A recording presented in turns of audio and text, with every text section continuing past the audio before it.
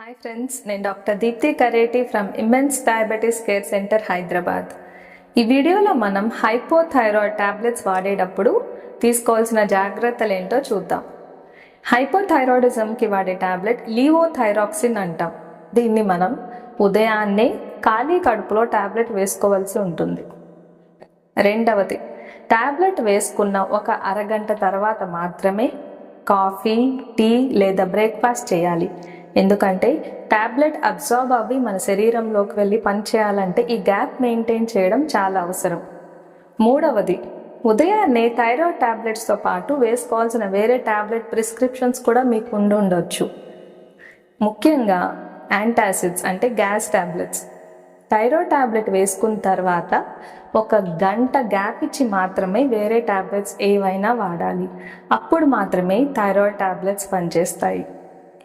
నాలుగవది, thyroid tablets వేసుకోవడం అందరూ మర్చిపోతారు.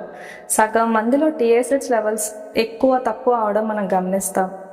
దీనికి మంచి టిప్ ఏంటి అంటే, థైరాయిడ్ టాబ్లెట్ ఒకరోజు వేసుకోవడం మర్చిపోతే మరుసటి రోజు 2 వేసుకోవచ్చు. ఒకవేళ 2 రోజులు మర్చిపోతే 3వ రోజు 3 టాబ్లెట్స్ వేసుకోవచ్చు. దీన్ని మీరు ఇలా పాటించవచ్చు. 2 బాటిల్స్ తీసుకోండి. ఒకటి ఖాళీ థైరాయిడ్ టాబ్లెట్స్ ఉన్న బాటిల్, పాత బాటిల్ ఏదైనా తీసుకోవచ్చు. వారం మొదటిలో అంటే ఆదివారం రోజు ఆ వారం మొత్తంలో మీరు వేసుకోవాల్సిన 7 టాబ్లెట్స్ తీసి ఈ బాటిల్లో వేయండి.